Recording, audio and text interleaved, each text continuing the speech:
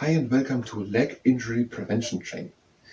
In between these 8 exercises, which are all with standing on one leg, I'm going to read something about Laryngomalacia and try to learn and understand it and try to memorize it. And participating in the exercise is at your own risk. And Laryngomalacia is a disease of the larynx and the trachea, so I'm going to talk a lot about the symptoms of something affecting the trachea, the larynx, and how this disease plays out. So I'm going to talk a lot about the disease. Let's start with the first exercise, just a warm-up exercise. We are counting down and breathing in and out, and again in and out, and again in and out, again in and out for last time. Breathe in and out. Now close the legs. And we can start with the first exercise. It's the first one where we stand on one leg, while the others one are having the same thing. And the other leg is in the air with a flexed foot, and we're swinging it to the side and a bit in front. To the side and in front. Foot is flexed, and we're trying to stand stable with the other leg. And just to the side and in front. And a few more times. And now we're going to Laryngomalacia. Laryngomalacia can cause stridor. So it can cause stridor. Here's an explanation of what stridor is. Stridor is the name of a creaking, grating noise produced by the larynx or the bronchus. Stertor is the name of a noise produced in the pharynx. So stridor is noise of the trachea and of the trachea is longer. No, the trachea is longer, and the voice box of the larynx, the voice box. So larynx and voice box are the same. In the voice box, we have the vocal cords, where the voice is generated. So here is the voice box, which is the same as the larynx. So larynx and voice box are the same, and the trachea is the part from the voice box down to the lungs. And the bronchi are then in the lungs. So if a noise comes from the bronchi or the larynx, from the bronchi or the trachea, that is stridor with an I, the long I in the middle, stridor. And if the voice comes from the pharynx is the region behind the mouth to the larynx, then it is stertor. So stridor with an I in the middle, that's the long part with the trachea, and stertor with an E, that's just the pharynx. Now, feel my leg. My leg to the side and in front, flexed foot, and just swinging it. So, Laryngomalacia can cause stridor. And stridor is a creaking, grating sound. And stridor are sounds produced, stridor with I, stridor with an I, sounds produced by the trachea, stridor with an I, the trachea, the long trachea, from the larynx down to the bronchi. And stertor with an E, stertor, that is the sound of the pharynx. Laryngomalacia is the most common cause of a Stridor Noise of Infants. So, if there's a stridor noise, a noise of a stridor with an I of a long, around 10 to 15 centimeters of a trachea, then that is most of the times Laryngomalacia. Now the next exercise, we're bringing the leg in front and back. Again, the leg is in the air, the flexed foot, and we're bringing it in front and back. So if an infant are children after birth until the age of 1 year, or after other definitions 2 years. So infants are children from birth to 1 year or 2 years. And if they have a stridor noise, stridor with I in the middle, a long trachea, then it is in most cases Laryngomalacia. So, stridor, I in the middle, long trachea, stertor, E is just the pharynx. The stridor noise of Laryngomalacia is caused through the soft and immature cartilage of the upper part of the larynx. By Laryngomalacia, the upper part of the larynx is soft and immature and collapses during inhalation and causes creaking, grating stridor noise. Okay, let's start with the next exercise. We are bringing one leg up in a right angle with a flexed foot, even aligned hips. We are tall up with the back, and now we are opening with leg to the side. We're breathing in.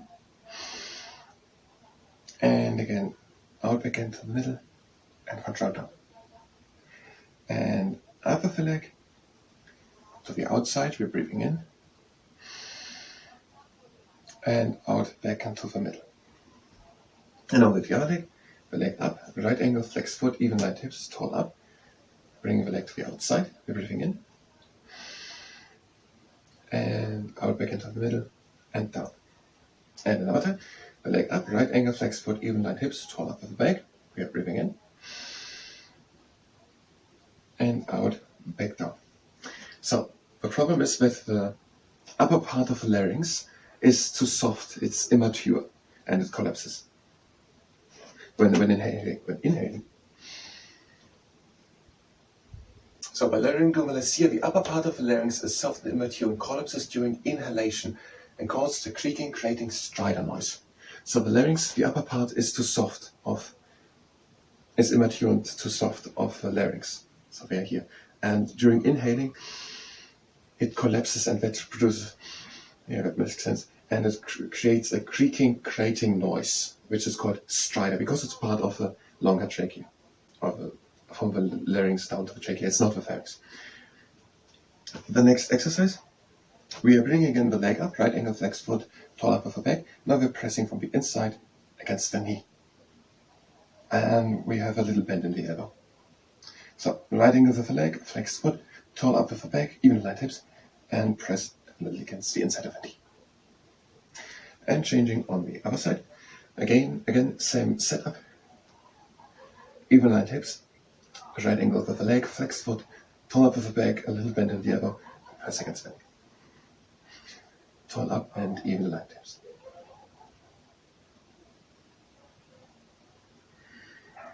So, the most common cause of a stridor noise, the creaking, grating sound, is that the upper part of the larynx is too soft, and during inhalation it collapses, and that creates a creaking, grating, stridor noise by infants.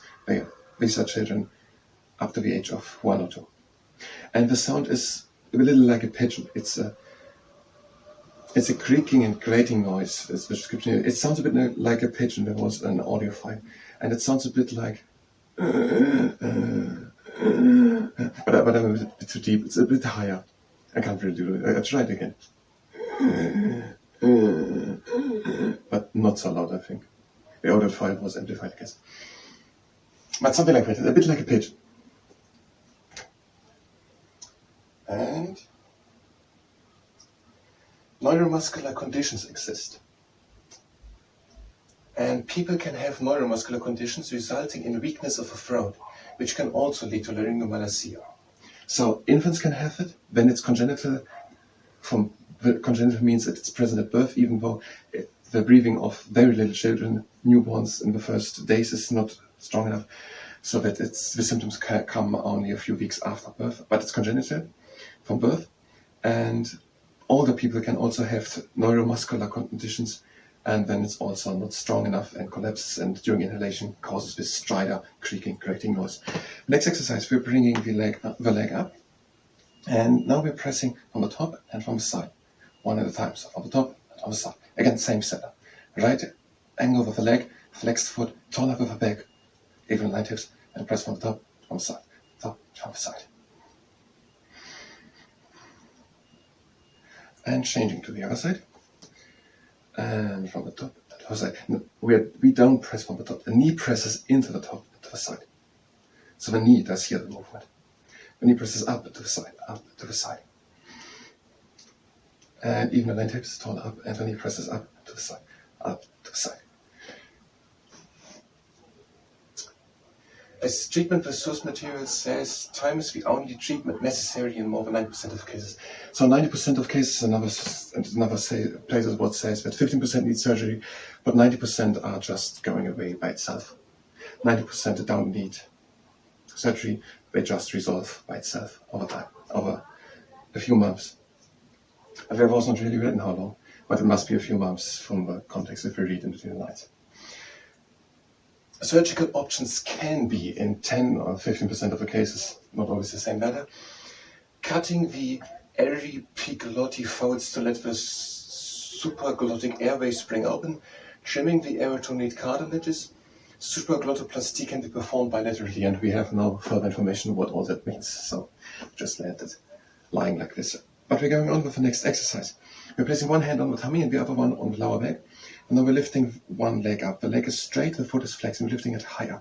If the quad cramps, then bring it up and point the foot. So we're bringing the leg up and we're trying to bring it higher up under pressure. Control with the hands, but you don't fall back or something. But you have a neutral position with the lower back and try to bring the leg higher. Flexed foot, straight leg, try to bring it higher. Control with the hands if you have the neutral position of the spine. And now we're bringing it up and stretching it up and point the foot. And on the other side. Leg is straight, foot is flexed, trying to bring it higher. Control with the hands, but you have a neutral position of the spine. And try to bring the leg higher.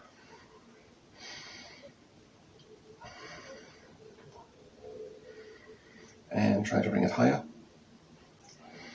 And we're bringing it up, point the foot.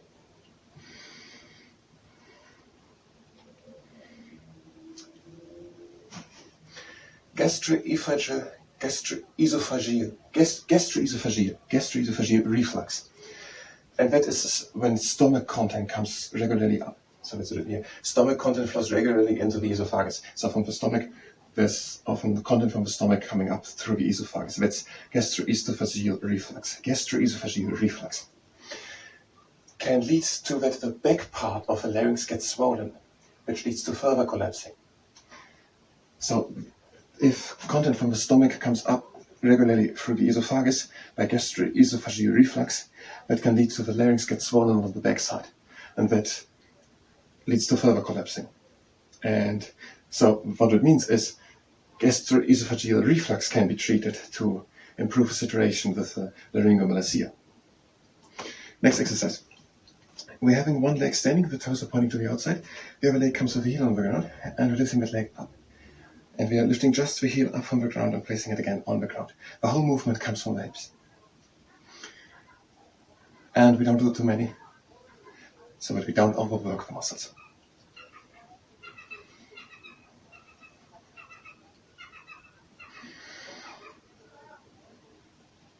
And now on the other side, again the same setup.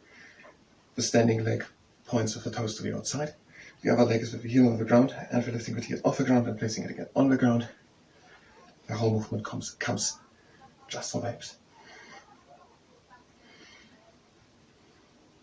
And a few more. And we don't have that much time left. We have one exercise left. And let's read the last bit. Laryngomalacia can get louder over the first year because the breathing gets stronger. So it's just naturally getting stronger because the child breathes stronger over the first year. When it should resolve by its own in 90% of the cases, but 15% need surgical intervention. And the last thing, parents need support and knowledge about conditions. So the last point in the source material, one of the last points was that parents need support and knowledge about this condition. Now the last exercise, we're having a standing leg and the other leg is in the air with a flexed foot, and we're bringing the leg back up. And we're trying to be tall with a standing leg to bring the stress, so the force of this exercise directly onto the rectus femoris muscle of the hamstrings to strengthen the hamstrings. And for the last time, and now we're switching. Try to be torn up, go straight down on a straight line, and try to bring the pressure onto the rectus femoris muscle of the hamstrings. And the last time. Now just closing exercise, we're breathing in. And out. In. And out. In. And now we're closing the legs and we're done with a leg injury prevention training. So Stridor with an I is the noise of the larynx, or from the larynx of the trachea, the sound of the trachea, from the larynx down to the bronchi. And Stertor is the sound of the pharynx. And the most common cause of stridor noise by infants, children up to 2 years, 1 or 2 years, is stridor, the upper part of the larynx is not strong enough, it collapses during inhalation, and it creates a creaking, grating noise, but not so loud, it's not so deep. And it gets stronger the first month. 90% don't need surgery, 10% needs surgery, and parents need knowledge about this condition, and it can get stronger. And sometimes gastroesophageal reflux enforces this condition, and so treating gastroesophageal reflux can help with the situation. I thank you very much. I don't know if you have. I thank you very much, and until the next time.